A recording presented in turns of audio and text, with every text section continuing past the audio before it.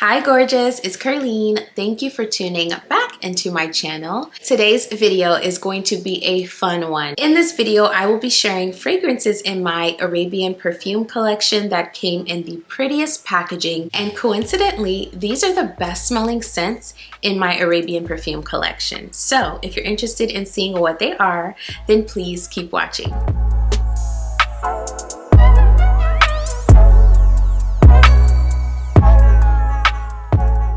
Hey friend, welcome back to the channel. I'm so grateful that you're here. To those of you who are new here on this channel, I talk luxury, I do review videos, I share my fragrance journey, and I also sprinkle in a little bit of lifestyle in my monthly vlogs. So if those things pique your interest, then I would love to have you here. So go ahead and hit that subscribe button and also be sure to turn on that notification bell so you know exactly when my videos drop. All right, let's get into it. The first fragrance, Mystique Bouquet by Afnan, came in this gorgeous packaging, and this is one of the prettiest perfume boxes that I have. As you can see, I am still holding on to it because it's absolutely gorgeous. So here we are.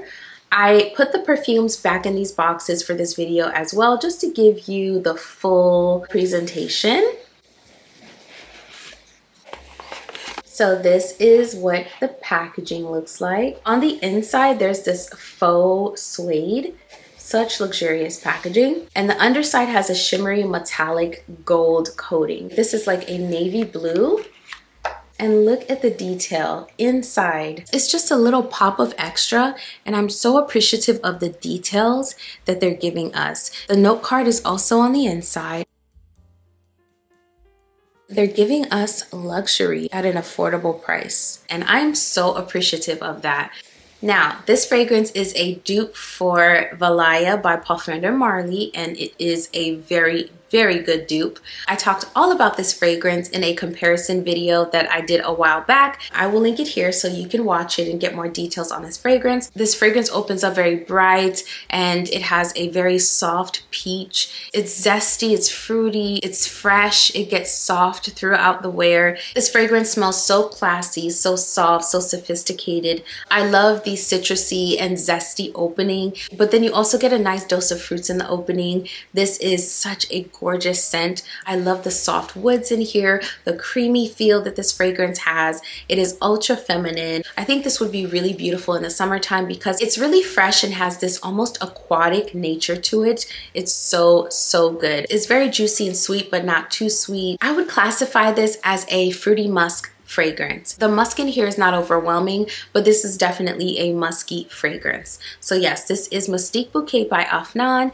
A very good option if you're on a budget, but you want that Parfum Marley Valaya DNA. This is it. This is a very good option. So the next fragrance that came in just the most adorable packaging was Swiss Arabian's Shaga Tonka. Who doesn't love a good Tiffany blue colored box?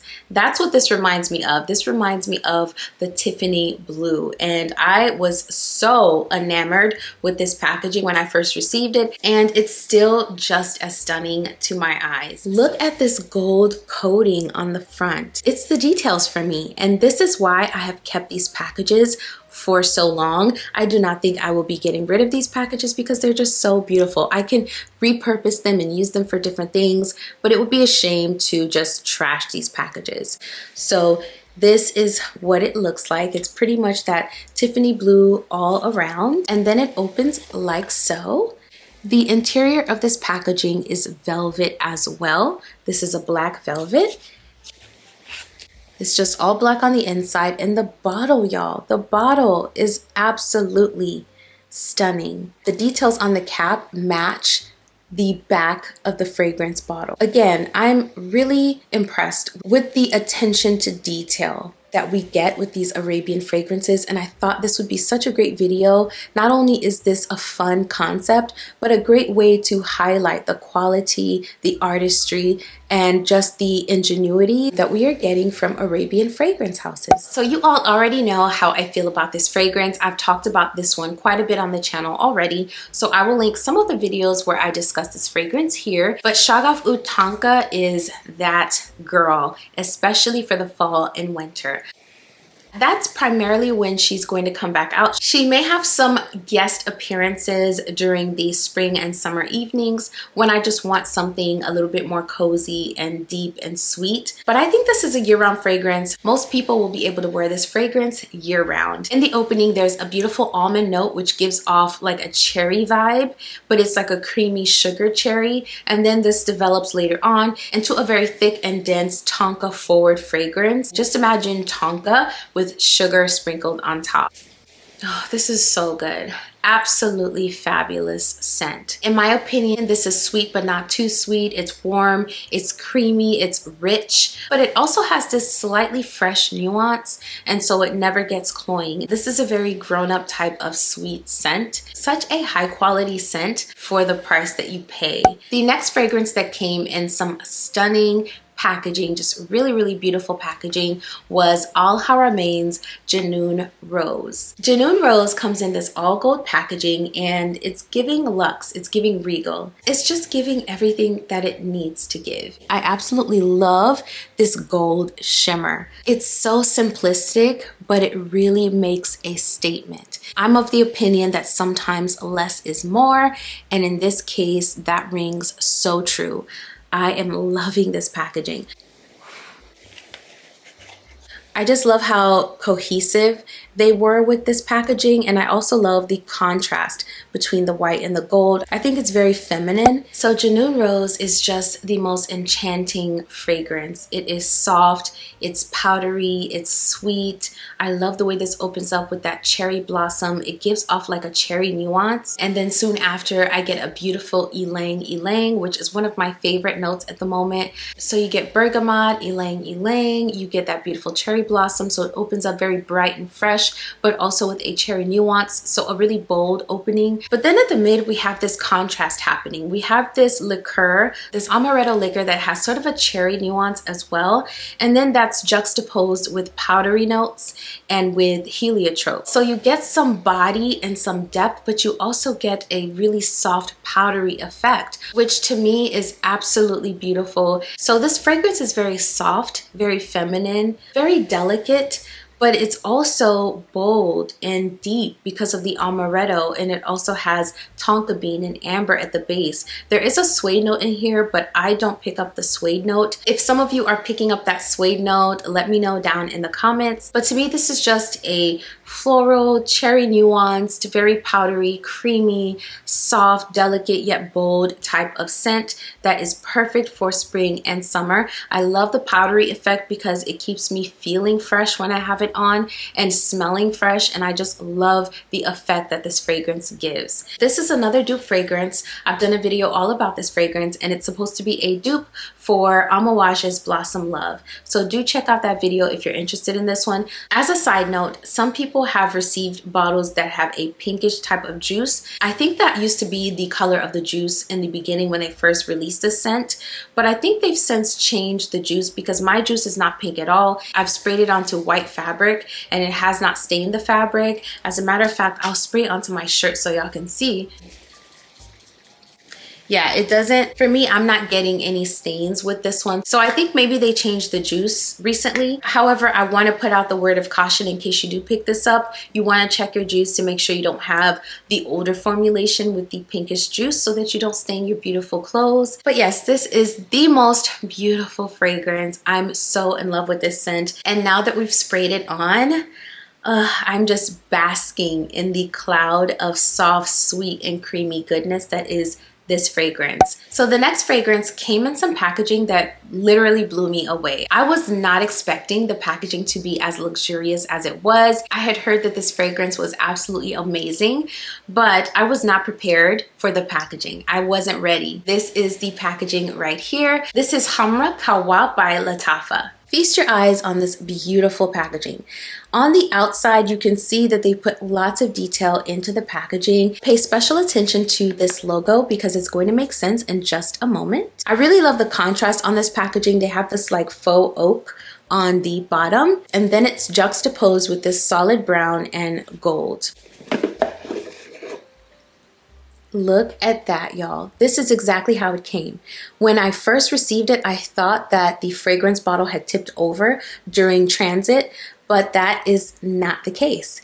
This is intentional. The way that they have placed this fragrance bottle in this packaging is intentional, because if you notice, the logo also has the tilted squares, or this tilted square aesthetic. This is also how you open the bottle, and I'll explain. So to open the bottle for any of the two Hamras, you have to twist the top, essentially inverting the squares just as they appeared on the logo and also the way the bottle was sitting in the packaging. And it's that simple. So I know that some people have complained it's really difficult to open this packaging. It's all intentional, all in the design, and I am so impressed. So you just twist the top and it comes right off, and then you can put it on normally and just snap it in place. So the original Hamra has been likened to Angel Share, and this one is almost the same. They replaced a few notes, but this one is pretty much the same, except that this one has an added coffee note. These fragrances in general, due to the packaging and also the notes, tend to remind people of Angel Share. Angel Share is a very similar fragrance, but Angel Share is more on the woody side, and this does not have a woody component. Instead, this fragrance opens up spicy because it has cinnamon and cardamom in the opening. There's also a slight bit of zest from the ginger in the opening of this fragrance.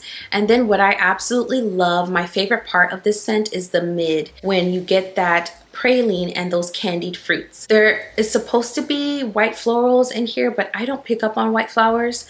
I just pick up on the candied fruits and the praline, which makes this fragrance really sticky sweet at the mid.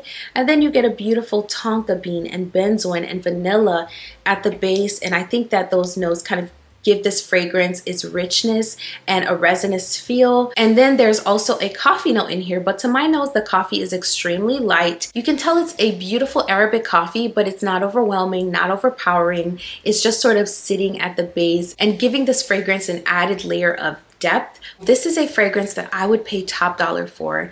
It performs amazingly well. It's super long lasting. It has amazing projection, amazing sillage. Some might describe this fragrance as a beast mode type of scent. I know for me it certainly is, and it's just amazing. The way that they blended the notes in here is just so elevated, and I think this is one of those fragrances that is a 10 out of 10. They've outdone themselves, not only on the packaging, like the outer shell. The actual bottle is gorgeous and it feels more substantial than it looks, but also the juice. The juice matches the packaging in that it is super duper luxurious and very well done. The last fragrance in this video is Zamaya's Hawa Pink. Zamaya's Hawa Pink is a new addition to my collection and a very welcome one, because this is a fragrance that I had wanted for a while, but it was out of stock. It came back in stock and I was all over it because I was not going to let this fragrance go out of stock again. If you want some more deets on this fragrance, I have a video for you in which I compared this fragrance to what it's supposed to be duping,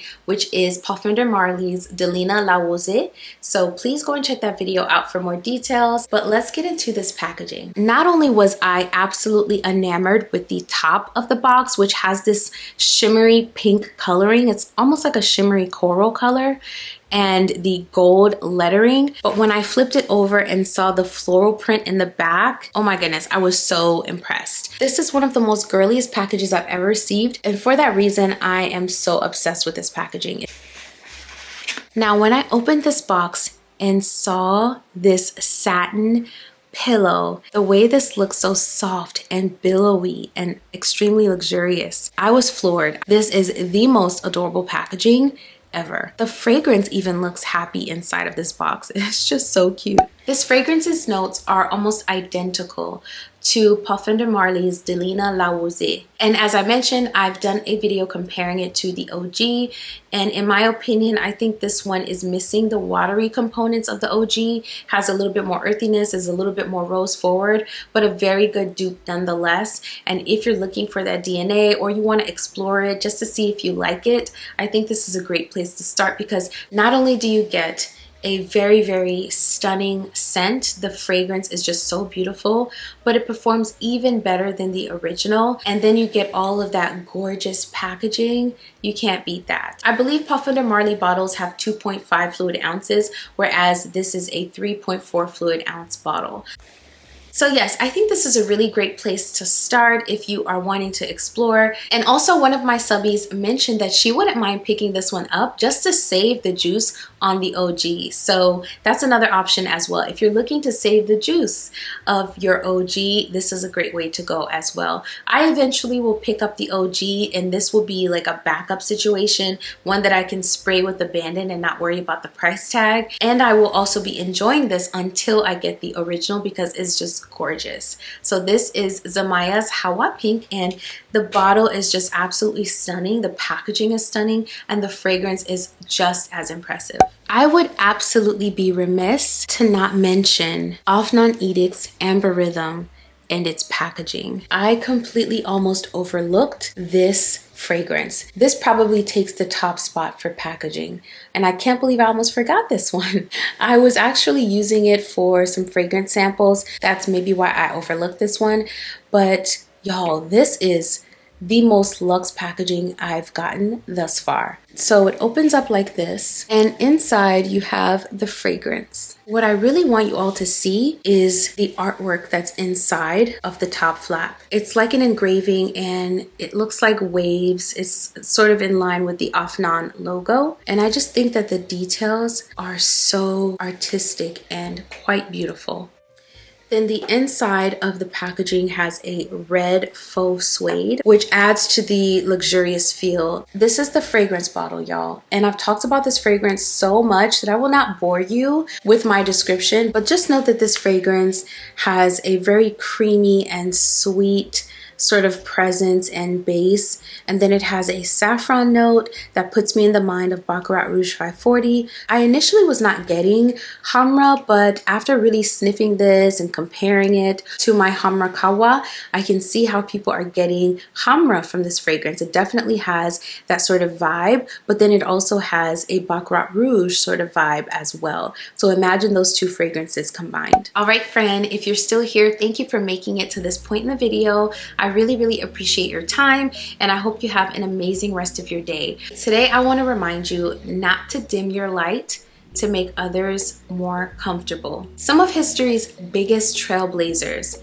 had to believe in themselves enough to do something first. And they had to ignore outside voices. They had to be unafraid to let their lights shine. They had to be unafraid to try something and fail, and to get back up and try again and keep moving forward. And today we took our kids to their golf lesson, and the coach was talking about perseverance. And he gave the example of Thomas Edison and how Thomas Edison attempted the light bulb 1,000 times, and their coach has given that example time and time again, but he used it to close out their class today. And he also quoted Thomas Edison, and Thomas Edison said that I have not failed but found 1,000 ways not to make a light bulb. And I think that's the outlook we have to have. I'm sure he faced lots of ridicule. I'm sure people looked at him like he was crazy. I'm sure people tried to discourage him, and maybe even looked at him and envied him because of the fact that he was attempting something so big and so bold. And he was not only exercising his gifts and his intellect,